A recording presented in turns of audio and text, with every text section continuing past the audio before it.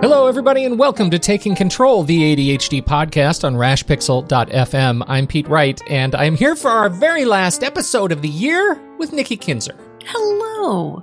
Hey, Nikki. Hi. How are you? I'm very well. How are you? I'm doing great on this last episode of 2017.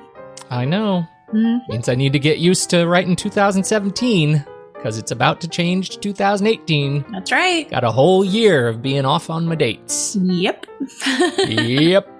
What's a good word? You do anything good this week? Gosh, no, this has been a hard week. Why? My daughter's sick. Oh, no. Yeah, so she's what missed kind the of whole sick? week of school. Flu type of sickness. Oh, not like scurvy. No, but it's probably the sickest that I've seen her. Yeah. Oh, It's poor a- thing. So I'm yeah, sorry. it's definitely, changed the week. Yeah. Schedules have changed and plans have been canceled, and the Aw. world kind of stops when somebody in your household gets really sick. Oh, it totally does. Yeah. Totally does. I'm sorry for you and her and everybody. That's lame. I know it is. So everybody wash your hands. Yeah, wash your hands. That's right. Important. And don't touch your hygiene eyeballs. tip. Don't touch your eyeballs. Don't pick your ears or your Yes, nose. Exactly. Don't just- be well. That have you seen the book I Contain Multitudes? No. It's this book about how we are all made up of essentially just a mess of different little bacteria and Oh, geez. it's totally horrifying. It is, talk about invasive thoughts. I get so stuck in that. Like, I am just goo that's like 50% me and 50% cells of other creatures.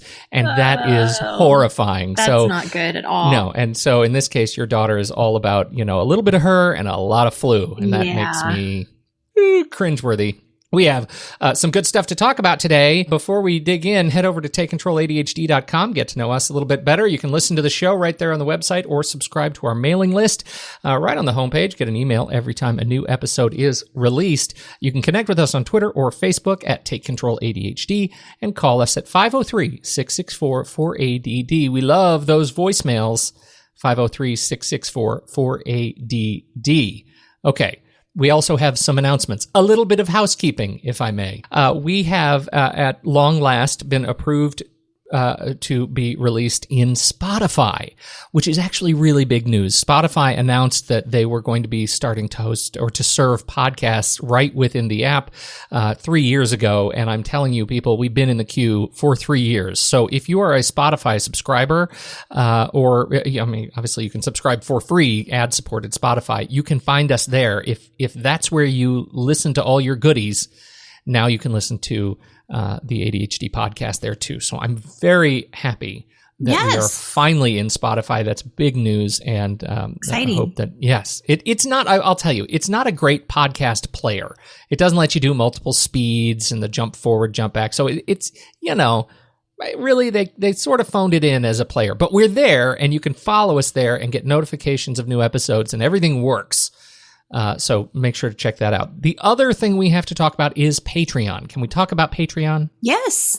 So Patreon is fantastic. We sure appreciate it. If you, fair listener, if you're getting something out of this show, if you can, if you feel like it's worth supporting the show with a couple bucks each month, you can access a growing and list of perks that's filling out over there. We're trying to create more stuff. But the one big announcement I have today is that the Facebook group, the private Facebook group for Patreon subscribers, is live. And I'm going to send our current list of Patreon subscribers, I'm going to send you all the link today.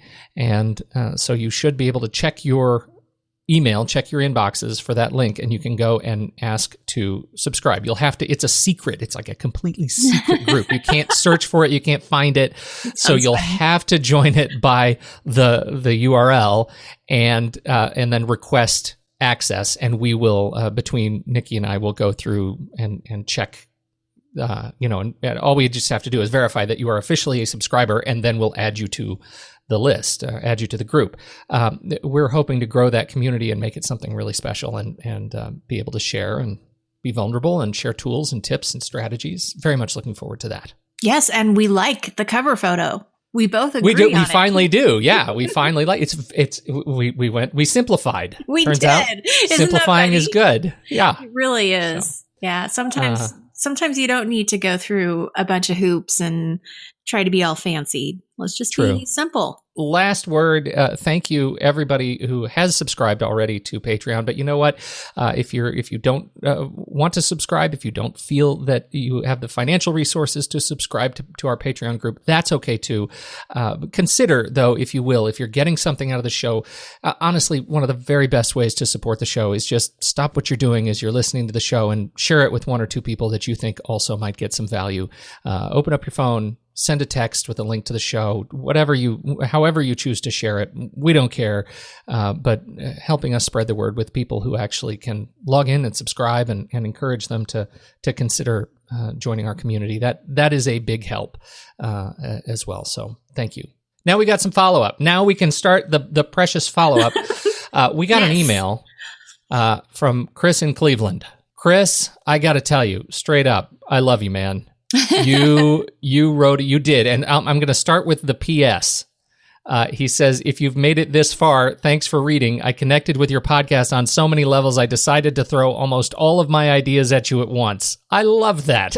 He really did. Chris is he joins the community. He says he's been binge listening to our past episodes, and he is in sales. And he has a response to us around career choices and ADHD, and shares a little bit about his career. He's been a salesperson in a variety of industries for over 20 years. And he had heard in the past, he says, my profession is also one suitable to someone with ADHD. Through hard work, luck, and perseverance, I've managed to fight my way into a successful career. I use the term fight because, like many of my peers, I've experienced many highs and lows along the way. He attributes his accomplishments to 3 lessons. Number 1, calendar and task management, using tools just like the ones you recommend on your shows. For example, Evernote, Calendar, Todoist, etc. Whenever I get accused of being a tech guru, I have to explain that I need these tools just to stay organized. Hallelujah, brother. Mm-hmm. Self-programming or habit management, using lessons from my experience and insightful books like The Power of Habit. This allows me to attack the mundane activities we find painful to do without wasting valuable thought cycles. And then self-discovery and acceptance through the research of Martin Seligman and Robert Ellis. By accepting myself unconditionally, I am better able to handle and even leverage criticism that used to be debilitating. I love that. It's fighting the limiting beliefs, right? It's just huge. While continuing to work in medical sales, I'm writing a book about how salespeople can gain more happiness and fulfillment using some of the same principles I have mentioned. Long term, I'd like to evolve my career into sales coaching and consulting. In the short term, I'm offering to speak on topics of sales to just about anyone who will listen. Chris, thank you so much for writing and sharing your experience there. It is fantastic, and we sure appreciate sharing it on this show. Nikki, what do you think? I love it. I love that he shared his story, and I absolutely love the sentence, by accepting myself unconditionally. Yep. Yay! Absolutely. That's fantastic. Hallelujah. Yes. Thank you, Chris, for sharing. And I hope others who are in sales, in medical sales, in pharmaceutical sales, in whatever sales you're in, there's some good tools in there. We have a question from a listener, an anonymous listener. Yes. Our listener says, I am a planner addict, and I keep thinking the perfect planner will organize me. I've not found one that works. My phone's nice, but it doesn't work for a brain dump. Any suggestions? I have a teenager, a supervisor, and a wife. I'm active in my church as well. Thank you. Oh, that's a loaded question. Kinda. Kind of. I feel like the first 2 sentences actually nail it. I am a planner addict, and I keep thinking the perfect planner will organize me. Part 1. I've not found one that works. Part 2. There you go. There is no perfect planner. That is, I'll start with that premise. Do you agree? Absolutely. I'm so glad you picked up on that. Yeah, there is no perfect planner. Stop looking for it. That's right. Hallelujah. There is only a planner that works for you as far as you can make it work. I feel like the search it can be debilitating in itself. And addicting. Mm-hmm. Part 1. Right. Part 1A. Part 1A. sub point. And I think it's a struggle if you don't. I think that brain dump question is an important one. That your phone obviously is not a good thing for a brain dump. It's a great thing for catch up, like here and triage, right? Here's a quick task I need to add to my to-do list. But here's a bunch of stuff I can just sort through real quick and check off a bunch of boxes and keep it in my hand. But, doing that brain dump, it actually takes a different kind of tool. For me, I need to be either at a keyboard or with pen and paper in hand. The keyboard works well for me because I have keyboard shortcuts that are really I've kind of memorized them, and I know all the shortcut key commands for scheduling and for new tasks and for moving things around, so I can move pretty quickly in Core Dump as we talked about last week in Things 3. So that's a to-do app that keeps my work in order, and addresses that brain dump thing. But generally, my sense is rule of the day is simplify, back to basics, pick up a pen and a blank sheet of paper and do the brain dump. Do some initial sorting and thinking through the work that you have in your head, and don't worry about lines and boxes and checklists and things that that you're really struggling with. If you have something that you're struggling with today, consider using our daily schedule trick, which is fantastic. To add on to what you're saying with the brain dump is I wouldn't use your planner as a brain dump.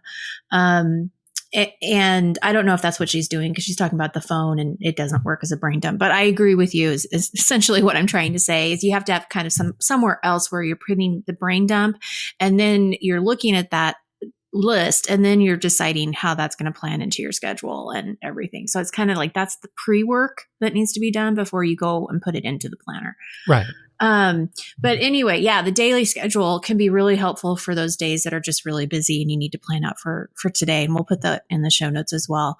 But it has the times broken up by half hour. It has your priority list, your just daily tasks that have to be done. And that can definitely be a way to organize that brain dump for the day, without having this planner that, is all connected and you're afraid that you're going to ruin it. You can print several copies of our daily schedule and it doesn't matter. Yeah. So, but I think it is interesting. I'm glad that you did actually pick that apart a little bit, because I would have to ask, what does she like about the planners that she's used in the past? What doesn't she like? And try to get as close to something that works. And the first question that came to my mind was, is consistency an issue for her? Because I know that many people with ADHD feel like the planner isn't working because they're not consistent with it. And that may not be the issue. It still may be a really good planner and still may work for you. So let's not use consistency as a measure of success. I've said this before, but let's just look at when you do use it. Does it help you? Then get right back on it. Don't worry that you haven't filled it out for the last week. It doesn't mean that it didn't work. So that would be the only thing that I would want to kind of add in there. Oh, I like that. Looking around. I think that's great. That's great feedback, and I sure appreciate the question. I hope it helps, and I'm sorry that clearly we don't have an answer on what is the perfect planner, because like Nikki said, it's kind of a loaded question. All you can do is think in terms, not in terms of a planner, but in terms of a you system. What's going to work for you? Yeah, right. What's going to work for you? And exactly. I like that, Pete, because it really is about. What do you need? What do you need for the week? How do you need to organize your tasks? And it goes back to something that you said long ago, right? Which is it's all about organizing. In this case, you're organizing ideas and time and concepts, but, so many people go into it thinking in terms of products, and a planner is just a product. It is just a tool. You buy into Covey, you buy into Dayrunner, you buy into whatever it is. But really what you need to buy into is the you system. What is it that works for you? And you may have to cobble together different quote products to make the you system work. So There you go. There you go. All right. Today we are talking about goal setting for the new year. Well, isn't that a handy segue from planners and systems to goal setting? Are you looking for a new planner? Right. Your goal Yeah. Let's talk about it. Obviously, it's the end of the new year. It is time to be thinking about, or it is a good time, I should say, to be thinking about changes you might want to make in the new year. It's not the only time you can be thinking about changes in your life, but it's handy. It's inspirational. Others are doing it. Get on the bandwagon. That's right. That's right. Well, and I told everyone last week that I did a webinar for ADA about goal setting. And so I'm just taking some pieces from that webinar that I thought was important for people who are, that didn't watch it, who might be interested in how to set goals in a more successful way. Like, let's start off, doing it right. And I'll tell you why I say that, because the statistics are really depressing. When you look at, when someone sets a New Year's resolution, we're all excited, like you said, it's a fresh start, it's a new beginning, let's do this January 1st. But the statistic says that 92% of those New Year's resolutions fail by January 15th. Ugh. So that's 2 weeks, which isn't a lot of time to do anything or get anything done.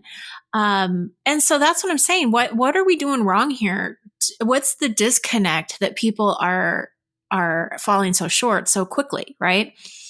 And one of the things that I pointed out in the webinar, which I think is so true, is one of the easiest ways to not accomplish your goals is when you try to work on all of them at once. And that's kind of the first key strategy that I want to talk about is, it's great that you want to live a healthier lifestyle. It's great that you want to exercise more. You want to organize your house, your life, your time. Many people want to stick to a budget, all of these things. But when you try to do it all at once, it's just overwhelming and it's confusing.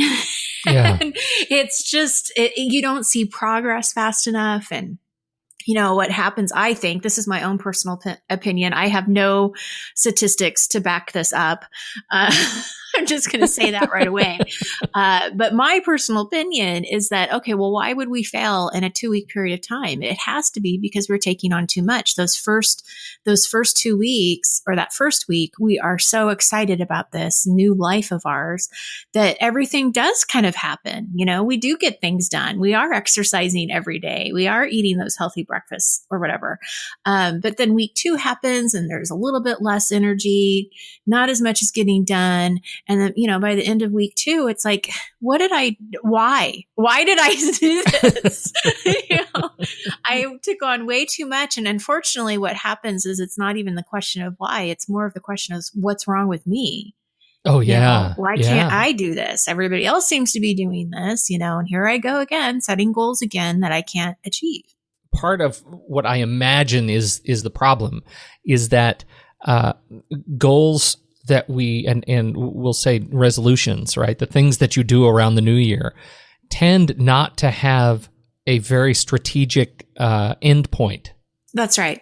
That means it can get overwhelming really quickly. I am so glad you brought that up because I actually did not put that in my notes, but this is really a key point is there are 2 different kinds of goals, right? Yeah. We have goals that really do have a start and a finish. So, for example, organizing your kitchen really does have a start and has a finish. Now, maintenance has to be, we have to think about that going forward. How are we going to maintain it? So there is sort of an ongoing piece to that, but you can still say the project is finished. But the second type of goal is really like, okay, I want to eat healthier. I want to exercise more. I want to meditate. Those are goals that start, but their lifestyle changes. And so there really isn't a finish, right? We don't want to just exercise for 4 weeks and then stop, or exercise to the point where you lose the weight and then stop doing that because you're going to gain the weight back. Right. So that's a really good point. You have to, I think, identify what do I want? And we will talk about that in just a second about being very specific. But I think it's important that we at least are aware of what kind of goal am I looking to achieve here? Right. And how do I set that up? One of the things that I would encourage people to do is just to focus on one area of your life at a time and not try to fix your budget and try to eat healthier at the same time. Now, some people are going to disagree with me and they're going to say, nope, I can do all of it. I can do at least 2 or 3. And you know what? That there is no right or wrong way to do it. What I'm suggesting is if you've had problems in the past accomplishing the goals that you want, try something new. Yeah, that seems pretty safe. Yeah, try something new and think, okay, what if I only did focus on one thing? Maybe I really want to focus on two, but look for the red flags. If you're noticing that in the next 2 or 3 weeks, you're starting to kind of fall behind and you're not paying attention to the budget as much as you were, or you're not exercising as often as you are, look for those red flags and scale back and say, okay, I do need to just focus on one area, or I just need to do one little step here and not try to do 5. I think that's really important because, and I know I've heard, and I think I have been one of the people that says, I can do it all. Right, I can do it all. Oh, I have totally been. Yeah, but I wonder what the ratio is of people with ADHD who say that they can do it all and then don't do it all, because it sounds like something someone with ADHD would say. Either they're going to say, "I can't do anything. I am totally helpless, and I'm awash in my own head," or I can take on 50 new resolutions and goals and do them all. Because of the power of my multitasking, right? And all or nothing. Or nothing. And that is, I've totally been there. So if you, I would say if you have a tendency to say one or the other, at least look at your history and see how much you've accomplished, in fact. In your goals before you make any sort of hyperbolic claims. Well, and we're always looking for small steps, small progress, accomplishments, because it is really easy to jump into the thought process too that, well, this isn't happening fast enough, so it's not working. I'm going to jump to something else. Mm-hmm. But I really want people to be more aware of even just the small steps. So if it's just exercising and this mini habit idea, right, that we've talked about before, if you're only just doing 1 or 2 push-ups a day, I know that doesn't seem like it's enough, but it's something. So come back to that daily action of what can I do to get me closer to that goal? And then hopefully tomorrow you can do 10, or you can do 10 minutes or whatever, but keeping it in front of you and keeping it focus is going to help. And just realizing that, hey, this matters. I'm still making progress, even though it doesn't seem as fast as I would like it to be. And that, just going back to starting with one area, choose your health, choose the financial piece of your life. If you want to get a new job, focus on that right now. And it can be hard to choose, because everything seems important, and it is important. Mm-hmm. And so the one thing that I want people to really get out of this conversation is that when you choose one area, it doesn't mean that the other things don't matter, because they do. And it doesn't mean that you won't get to them. It just doesn't mean that you have to do them all at once.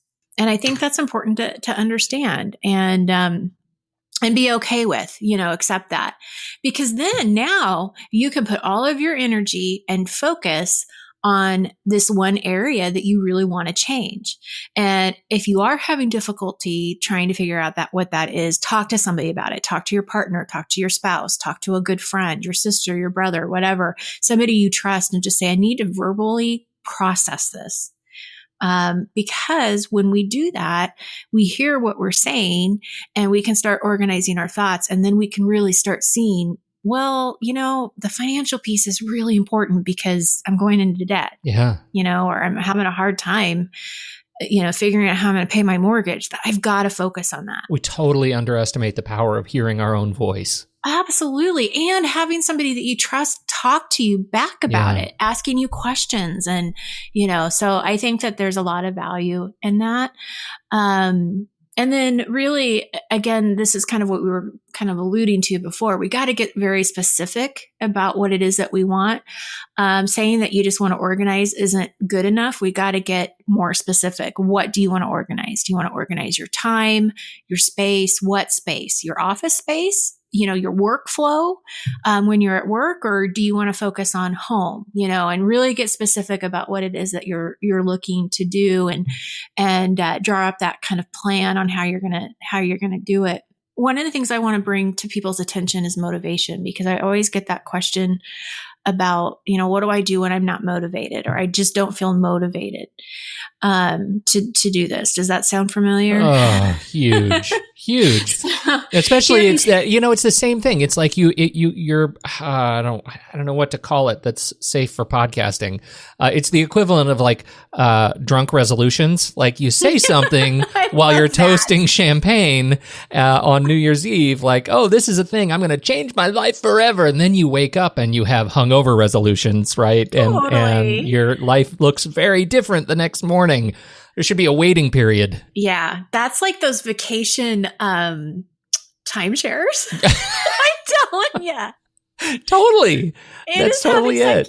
They get you while you're on vacation. You're all happy and everything. And then they get you into the meeting. Yeah. And then suddenly the next day you're like, I have no idea how I'm going to make it work. Yeah. How am I going to motivate myself to do this? I can't do it. I don't care. It's too much. Yeah.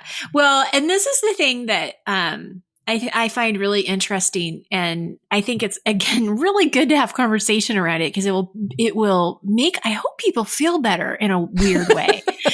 Me too. Sounds strange.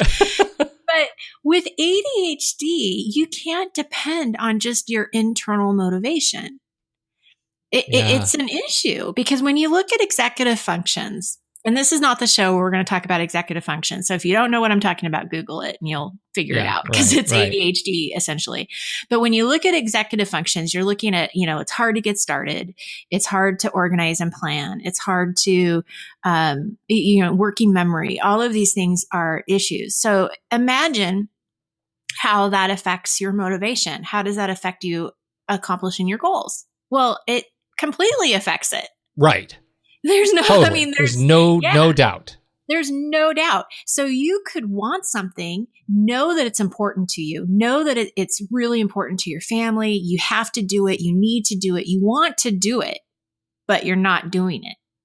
Yeah. And that internal motivation just isn't always enough. And so I think what I want people to feel better about is that it's not a character flaw. It's not something that you need to fix necessarily because, it's just part of ADHD. ADHD isn't to be fixed. It's to be worked around.